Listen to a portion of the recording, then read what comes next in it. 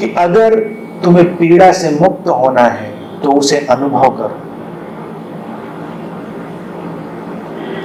आमतौर से व्यक्ति तो पीड़ा से बचना चाहता है, लेकिन तुम जिस चीज से बचना चाहते हो वो तुम्हारे ऊपर हावी हो जाती है। बचना चाहकर कौन बच सका है आज तक? कभी इस बात पर तुम ध्यान दो। जो चमत्कार घटते हैं वो स्वीकार की भावदशा में घटते हैं। जीवन में जब भी कोई चमत्कार आता है व्यक्ति ने उसे स्वीकार कर लिया होता है, वो कैसी भी परिस्थिति हो। तुम संघर्ष करते हो और वो तुम्हारे लिए पीड़ा बन जाती है। अनंत कीर्ति ने बहुत सुंदर बात लिखी कि शरीर के भीतर होने का एहसास ये भी कितना चमत्कारिक है।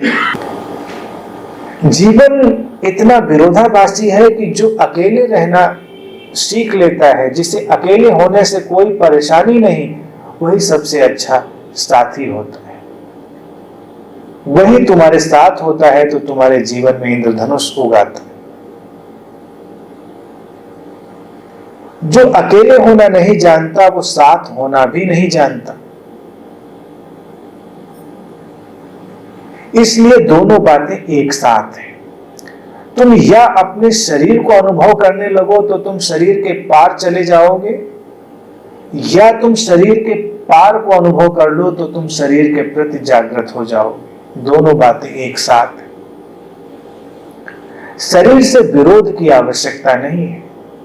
अध्यात्म प्रायः शरीर के प्रति विरोध में उतर गया और इसीलिए उसे चेतना का भी कोई अनुभव नहीं हुआ। जो भी अनुभव है वो छद्म है, किताबी है, वर्बल है, फिलोसॉफिकल है, काम नहीं आता किसी के। भारत में तो शरीर के पार की चर्चा करते लोग थकते नहीं, और जितने शरीर से ग्रस्त लोग यहाँ पर हैं उतने शरीर से ग्रस्त लोग शायद ही कहीं होते। दीपक चोपड़ा ने एक और बात अभी रिसेंटली कही थी, वो भी बड़ी अच्छी बात है। उन्होंने कहा कि मुझे दुख होता है कि भारत जैसा आध्यात्मिक देश इस समय धरती का सबसे ज्यादा पदार्थवादी देश है। सबसे ज्यादा मटेरियलिस्टिक कंट्री अगर कोई है तो वो भारत। अब तुम्हें क्यों लगता है कि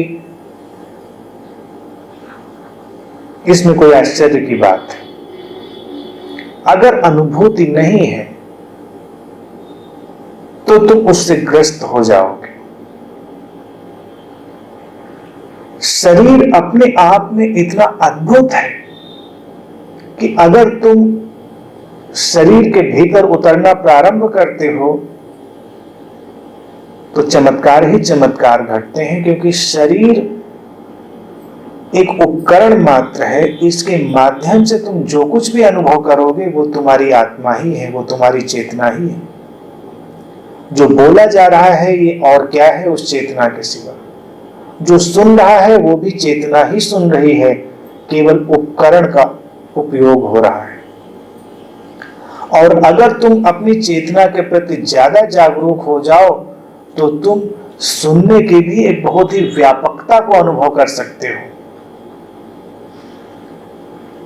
तुम्हें लगता है कि कान से सुना जाता है, लेकिन कभी कभी ऐसे क्षण होते हैं कि तुम्हें लगता है जैसे तुम पूरे शरीर से सुन रहे हो, जैसे तुम्हारा पूरा शरीर कान बन गया है। ऐसी घटनाएं भी घटती हैं कभी कभी ध्यान के क्षण में, या किसी सद्गुरु को बहुत प्रेम पूर्वक सुनते हुए तुम्हें लगता है कि तुम सुनने की घटना मात्र रह गए हो, ऐसा नहीं कि तुम कान से सुन रहे हो। और कभी कभी किसी प्रेम के गहरे क्षण में भी तुम्हें यह अनुभव हो सकता है कि तुम मुंह से ही नहीं बोल रहे हो, तुम्हारी पूरी देह बोल रही है, तुम्हारा रोम रोम बोल रहा है। शरीर ऐसी घटना नहीं है कि जिसे तुम किसी विचार या सीमा के दायरे में कैद कर लो। अभी एक और प्रयोग हुआ जिससे ये वैज्ञानिकों ने सिद्ध किया कि जो लोग अपने शरीर का बहुत सम्मान करते हैं और अपने शरीर के प्रति बहुत प्रेम पूर्ण होते हैं, वो कम बीमार पड़ते हैं या बीमार नहीं पड़ते हैं, या अगर बीमार पड़े भी तो बहुत जल्दी स्वस्थ हो जाते हैं, उनकी हीलिंग बहुत तेज होती है। जो लोग अपने शरीर का सम्मान नहीं करते या अपनी बॉडी इमेज के प्रति बहुत प्रेमपूर्ण और सम्मानपूर्ण नहीं होते, वो जल्दी जल्दी बीमार पड़ जाते हैं। तुम्हारे समाज और संस्कृति ने तुम्हें शरीर के प्रति आत्यंतिक सम्मान से भरना नहीं सिखाया। तुम अपने शरीर के प्रति भी खंडित मानसिकता से भर गए हो, डिवाइडेड कॉन्शियसनेस। तुम्हें शरीर में भी कुछ पवित्र जान पड़ता है, कुछ अपवित्र जान पड़ता है। शरीर में भी कुछ सुंदर जान पड़ता है, कुछ असुंदर जान पड़ता है। जबकि शरीर की एक एक कोशिका ही अपने आप में अद्भुत है, अपूर्व है, रहस्यों से भरी हुई है। तुम्हारी शिक्षा और संस्कृति तुम्हें शरीर के प्रति भी एक विभाजित करने वाली मानसिकता से भर देती है, और उससे तुम्हें बहुत मुश्किलों का सामना करना पड़ता है, और उस कारण से ही बहुत सारी बीमारियां पैदा हो जाती हैं। क्योंकि अगर शरीर एक पूरी यूनिट के रूप में काम कर रहा है और वो तुम्हारे मन के साथ भी पूरे यूनिफाइड फील्ड के साथ वर्क कर रहा है, तो हीलिंग बहुत तेज हो सकती है और शरीर में अड़चनें बहुत आ सकती हैं। अब अड़चन ये आती है कि शरीर तो एक यूनिट के रूप में काम कर रहा है, लेकिन मन डिवाइडेड हो गया है। जो माइंड है वो फ्रेगमेंटेड हो गया है। शरीर और मन एक साथ जुड़े हुए हैं, वो साइकोसोमैटिक फंक्शनिंग में है। अब ये कितनी पैरालाइज करने वाली अवस्था है कि शरीर तो एक यूनिट के तौर से काम कर रहा है, लेकिन मन टुकड़े टुकड़े में बटा है। तो शरीर कितने दिन उससे तारतम्य में बिठाकर चल पाएगा? वो चलता रहता है जब तक उसके पास ऊर्जा अधिक होती है। जिस दिन भी ऊर्जा कमजोर पड़ती है, मन के टुकड़े हावी हो जाते हैं और शरीर टुकड़े टुकड़े में बंटने लगता है।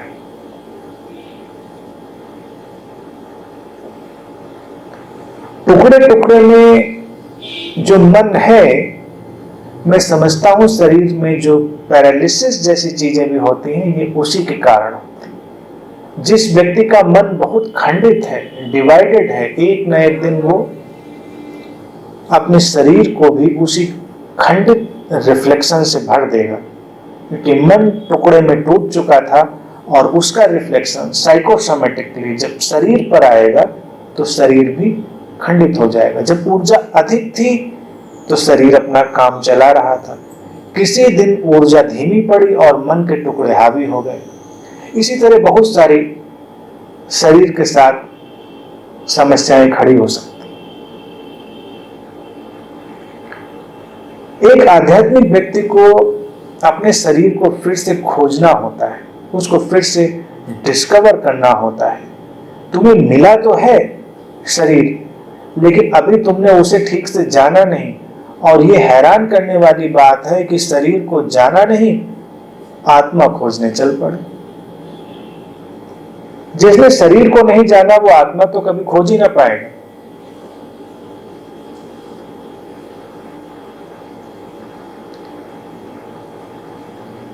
पहले घर के गेट से परिचित हो, गेट का ताला खोलो तो घर के अंदर भी जाओ। तुम गेट का ताला तो कभी खोल ही नहीं पा रहे हो, कल्पना करते हो घर के अंदर घूमने की, तो हालत ये होती है, वो एक अलग स्किज़ोफ्रेनिक सिचुएशन होती है, अलग खंडित मानसिकता कि घूम तो गेट के बाहर रहे हो, सपना देखते हो घर के अंदर का। तो ज्यादातर आत्मा परमात्मा की बातें ऐसे सपने ही हैं, पकड़ में किसी की नहीं आती, क्षण भर में खो जाती। मैं छोटा था तो मेरे आसपास ऐसा परिवेश था, तो एक दिन मुझे बड़ा ही इनलाइटनिंग एक्सपीरियंस हुआ। कहीं किसी की मृत्यु हो गई थी तो सब लोग गए थे, तो मैं भी छोटा था, मैं भी चला गया। लोग इतनी अच्छी अच्छी बातें, इतनी गहरी बातें बता रहे थे, गीता के श्लोक कोट कर करके, कि उस दिन मुझे बहुत प्रसन्नता हुई। मुझे लगा कि मैं ऐसे लोगों के बीच में पैदा हुआ हूँ, जो लोग बहुत ज्ञानी हैं, इतने समझदार हैं, इतने संबुद्ध हैं, इतने इनलाइटेंड हैं, लेकिन ये सपना ज्यादा दिन चला नहीं, जल्दी ही टूट गया, क्योंकि फिर ऐसी ही दुर्घटना उन लोगों के घर घट गई जो वहां बैठे प्रवचन दे रहे थे। तो मैंने देखा कि अब उनको कोई और प्रवचन दे रहा है। तो उस दिन मेरे सामने प्रश्न ये घटा कि ये कौन सा ज्ञान था। तो उस समय तो इनके काम आ रहा था और इस समय इनके काम नहीं आ रहा, अब कोई और उसका उपयोग कर रहा है। फिर कल को उनके काम नहीं आएगा तो कोई और उसका उपयोग करेगा। तो ये वर्बल ज्ञान की जरूरत क्या है? शाब्दिक ज्ञान की, मौखिक ज्ञान की, तुम्हारे किसी काम की नहीं, क्योंकि ये एक सपना है। और भारत में इस शरीर के कारण ही इतने साधक पीड़ित हुए हैं कि तुम कल्पना भी नहीं कर सकते। तुम्हारे शरीर को लेकर ऐसी ऐसी शर्तें डाल देते हैं तुम्हारे महात्मा लोग कि तुम उनसे ऊपर उठ ही नहीं सकते, और तुमको हमेशा लगेगा क्या करूं। फिर तुम शरीर से लड़ना प्रारंभ कर दोगे अपने। जितना तुम शरीर से लड़ोगे उतना ही शरीर से दूर होते जाओगे, और शरीर से दूर होगे तो अपनी चेतना से भी दूर हो जाओगे, स्वाभाविकता, क्योंकि दोनों एक साथ जुड़े हुए हैं। शरीर के बारे में तुम एक बात अच्छे से समझो, शरीर तुम्हारी चेतना का मैटेरियलाइज हो जाना है। चेतना जब कंडेंस होती चली गई तो उसने एक आकार ले लिया, वो तुम्हारा शरीर। और शरीर जब सूक्ष्म होता चला जाता है और अति सूक्ष्म हो जाता है तो वही तुम्हारी चेतना है। इसीलिए तुम्हारा जो शरीर है, मनुष्य शरीर है, ह्यूमन बॉडी है, वो इतनी कॉम्प्लिकेटेड, इतनी रहस्यमय है कि तुम हैरान रह जाओगे देखकर कि ये कैसे संभव है कि ऐसी ऐसी चीजें तुम्हारे पंजे से लेकर सिर तक तुम्हारे चिकित्सक भी अभी नहीं जानते, तुम्हारे शरीर के बारे में पूरा खोज रहे हैं धीरे धीरे। जो ईमानदार चिकित्सक हैं वो ये बात कह देते हैं कि अभी हम बहुत थोड़ा सा हिस्सा जानते हैं। हर चीज ऐसे जुड़ी, इतने परफेक्शन में है कि तुम सोच सकते हो ये किसी खिलवाड़ में पैदा हो गया होगा। वैसे तो एक पत्ता भी बहुत कॉम्प्लिकेटेड है, रहस्यमय है। पत्ता ही क्या, एक पत्थर भी बहुत कॉम्प्लिकेटेड है, रहस्यमय है। लेकिन मनुष्य शरीर तो सर्वाधिक रहस्यमय है, उससे रहस्यमय तो कुछ है ही नहीं, क्योंकि इसी शरीर के माध्यम से तुम्हें परमात्मा हो जाने की क्षमता भी मिली। ये तो किसी पशु को नहीं मिली। विचार करने की क्षमता तुम्हें मिली है, तुम्हें विवेक की क्षमता मिली है, तुम सृजन की न जाने कितनी संभावनाएं तलाश कर सकते हो। सब कुछ अतुलनीय है। तो एक साधक के लिए बहुत उचित है कि वो अपने शरीर के प्रति जुड़े और शरीर के भीतर विद्यमान इस चेतना को अनुभव करना प्रारंभ करे, और जितना वो उसे अनुभव करेगा उतना ही वो शरीर से बाहर होता जाएगा, उतना ही शरीर पर उसकी पकड़ छूटती जाएगी, और उतना ही बीमारियां कम होंगी। बीमारियां इसलिए नहीं है कि उनको आना ही है, वो भी मैनिफेस्टेशन है किसी खास विचार का, किसी खास सोच का।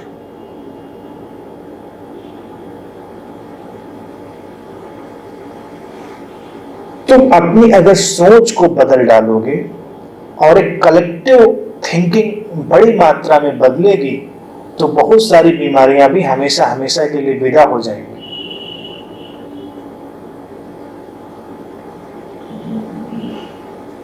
अब जैसे कैंसर जैसी बीमारी, वो क्या करती है? तुम्हारे शरीर में ही कुछ ऐसी कोशिकाएं बनने लगती हैं जो मिटना नहीं चाहती। ऐसे तो शरीर की संरचना ऐसी होती है कि कोशिकाएं बनती हैं और मिटती हैं, पुरानी की जगह पर नई कोशिकाएं आ जाती हैं। जिनको कैंसरस सेल्स कहते हैं वो ऐसी सेल्स हैं जो मल्टीप्लाई होने लगती है, वो मरती नहीं, वो अपने आप को बढ़ाने में लग जाती।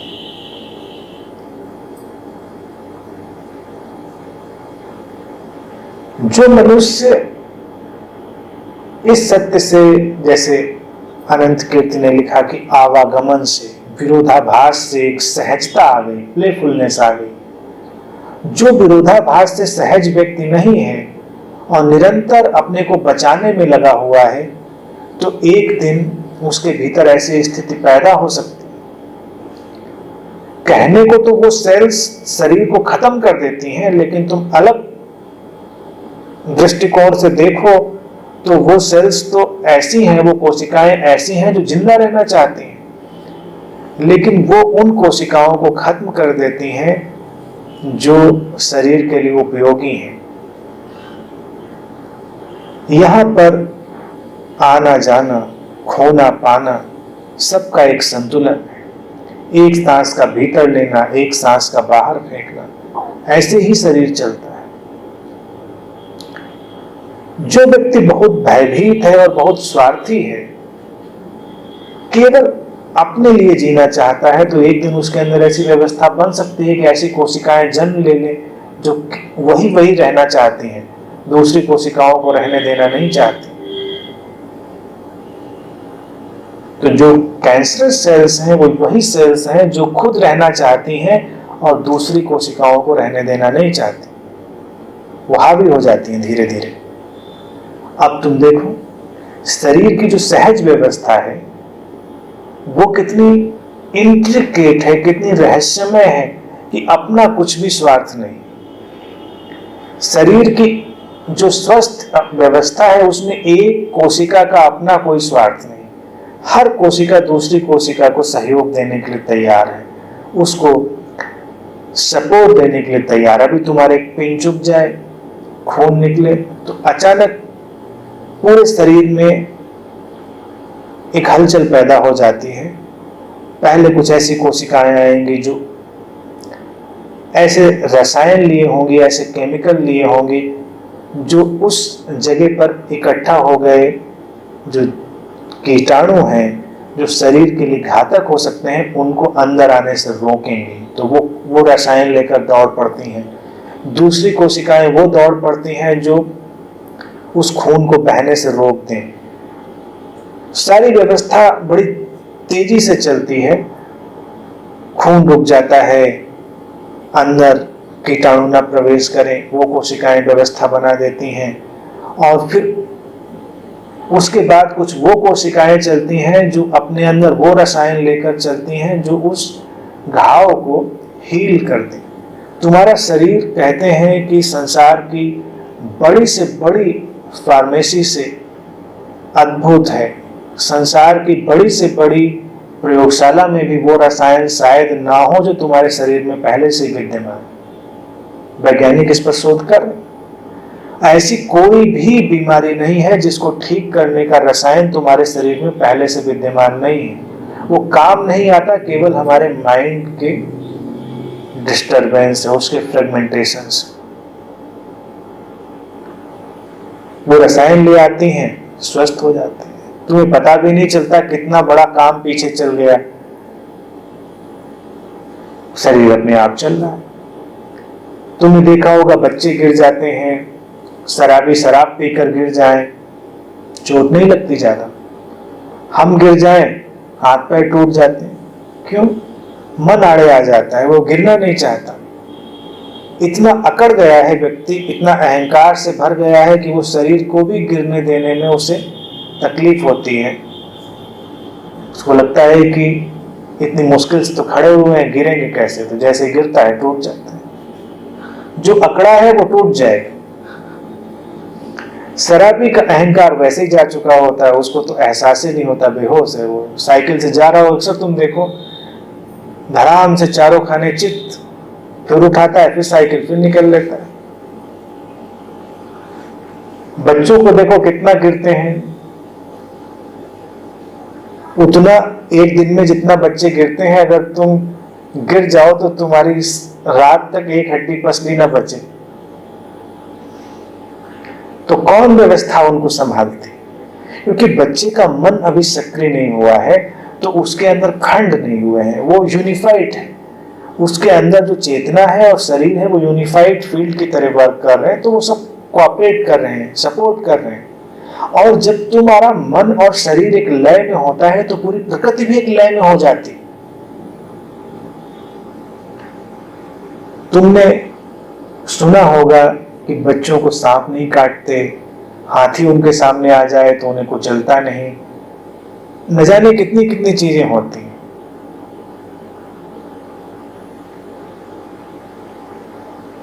क्योंकि प्रकृति भी एक लय में है। जिन्हें पशु कहते हैं, पशु उनका चूंकि मन अभी सक्रिय नहीं हुआ है तो वो शरीर की ऊर्जा से संचालित है और वो ऊर्जा शुद्ध है। शुद्ध ऊर्जा एक लय में होती है। मनुष्य ही एकमात्र ऐसा प्राणी है जिसके शरीर की ऊर्जा भी शुद्ध नहीं है, एक लय में नहीं। उसके मस्तिष्क के कारण, उसके मन के कारण वो खंडित है।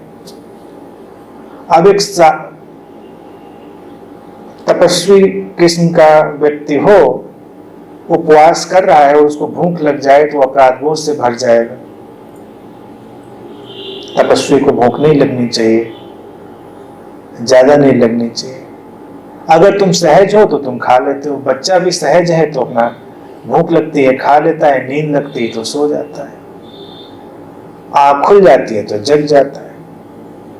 इसीलिए वो इतना ऊर्जावान है, इतना आनंदित है। कहते हैं एक बार एक जैन फकीर बोकोजू से किसी ने पूछा कि बुद्धत्व के बाद तुमने क्या उपलब्ध किया? तो कहते हैं बोकोजू ने कहा कि बस यही उपलब्ध किया कि जब भूख लगती है तो खा लेता हूँ, जब प्यास लगती है तो पी लेता हूँ, जब नींद लगती है तो सो जाता हूँ, नींद खुल जाती है तो जग जाता हूँ। पूछने वाले ने कहा इसमें कौन सी नई बात करते हो, यही तो मैं भी करता हूँ। तो बोकोजू हंसने लगा। उसने कहा मैं भी यही सोचता था कि मैं यही करता था, लेकिन बुद्धत्व के बाद मुझे पता चला कि यही सबसे रहस्यमय बात है। तुम अपनी भूख से लड़ रहे हो, अपनी नींद से लड़ रहे हो, अपने विचारों से लड़ रहे हो, तुम बस लड़ रहे हो हर चीज से। इसीलिए शरीर एक दिन बिखरने लगता है। शरीर को युद्ध पसंद नहीं है। शरीर ऐश्वर्यवान है, विलासितापूर्ण है। विलासिता का अर्थ गलत मत समझना। विलासिता का अर्थ एबंडेंस। शरीर के पास हर चीज की एबंडेंस है, लेकिन मन जो है वो कंजूस हो गया है, कृपण हो गया है। वो किसी बात को सुचारू रूप से नहीं चलने देना चाहता। तो कुछ दिनों में सारा सिस्टम एक केयास से भर जाता है, शरीर की जीवंतता जाती रहती है। अगर हम अपने शरीर और मन की लयबद्धता को एक बार फिर से स्थापित कर सकें तो हम एक ऐसे स्वास्थ्य का भी आविष्कार कर सकते हैं जो तुम्हारे चिकित्सकों, तुम्हारे बाबाओं की कल्पना से कहीं परे हो। आजकल मैं देखता हूं तुम्हारे चिकित्सक और तुम्हारे बाबा लोग एक ही काम करते हैं, पहले बीमारियां पैदा करो और फिर उनका इलाज करो। पहले तुम्हारे मन को, तुम्हारे भाव जगत को इतना टुकड़े टुकड़े में तोड़ दो, इतना खंडित कर दो, फिर जब उससे चीजें उपजे तब उनको संभालो। फिर नहीं संभलते। शरीर भी इमॉर्टल है। जैसे लोग कहते हैं शरीर नश्वर है, शरीर नश्वर नहीं है, शरीर भी इमॉर्टल है। कुल मिला के संक्षेप में बात यह है कि अपने शरीर से प्रेम करो, अपनी बॉडी इमेज का सम्मान करो। जो लोग मोटे हैं वो दुबले भी हो सकते हैं, ये रिसर्चर्स ने बताया। अभी मैंने पढ़ी एक रिपोर्ट कि जो लोग मोटापे से ग्रस्त हैं, अगर वो अपने शरीर से प्रेम करें तो दुबले हो जाएंगे। तो जिन मनोवैज्ञानिकों ने प्रयोग किया, उन्होंने 2 ग्रुप बनाए। एक महीने के लिए उनको एक वेट लॉस प्रोग्राम दिया गया। तो एक तो जो आइडियल प्रोग्राम है कि उनकी डाइट के ऊपर काम, उनकी एक्सरसाइज के ऊपर काम, वो सबको उनको करवाया गया परफेक्टली।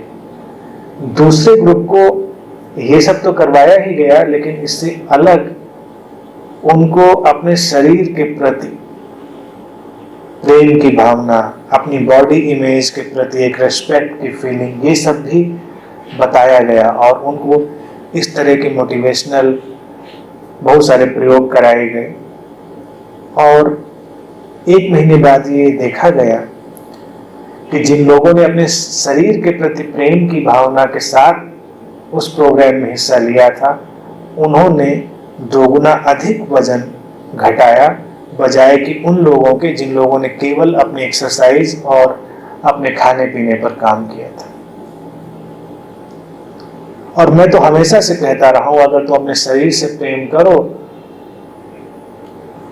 तो दुबला होना तो अलग बात है, कोई भी चमत्कार घट सकता है।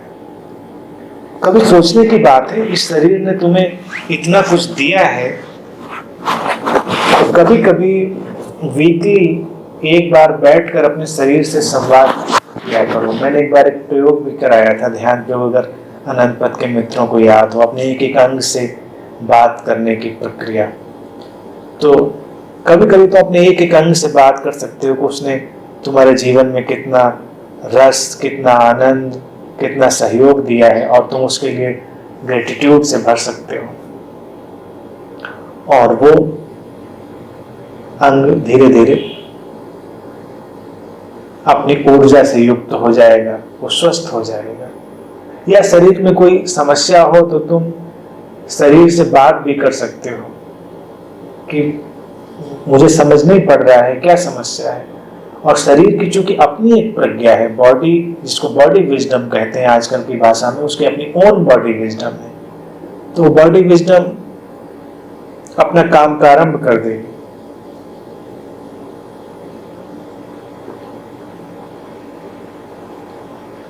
जो अपने शरीर से प्रेम करता है वो दूसरों के शरीर का भी सम्मान करता है। अब ये प्रेम ऐसा ना हो कि, मैंने सुना है कि एक बार एक ऑफिस में एक व्यक्ति नहीं पहुंचा, तो उसके बॉस ने उसको फोन किया। उसने कहा कि भाई क्या है, उसने कहा सर बहुत सिर दर्द हो रहा है, गला खराब है, जुकाम है। तो उसने कहा अरे इसमें क्या बात है, जब मेरा सिर दर्द होता है, गला खराब होता है, तो मैं अपनी वाइफ को किस करता हूँ, ठीक हो जाता हूँ। तो उस व्यक्ति ने पूछा कि सर आपकी वाइफ कब मिलेंगे।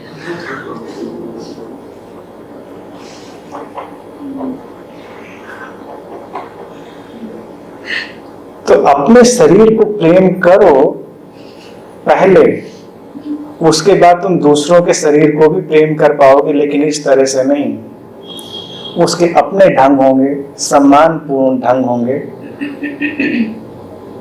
और फिर तुम बहुत सारे रहस्यों से भी परिचित हो पाओगे। क्योंकि शरीर में जो प्रक्रिया है वो चेतनागत है, शरीर का अपना तो कुछ है ही नहीं, सब कुछ प्योर कॉन्शियसनेस है। इसीलिए शरीर इतना पवित्र है, हर चीज तो शुद्ध चेतनागत है। एक बार तुम उधर मुड़े नहीं कि चेतना काम करना प्रारंभ कर दे, और न जाने कितने चमत्कार हो जाएंगे। ठीक है, आज के लिए इतनी।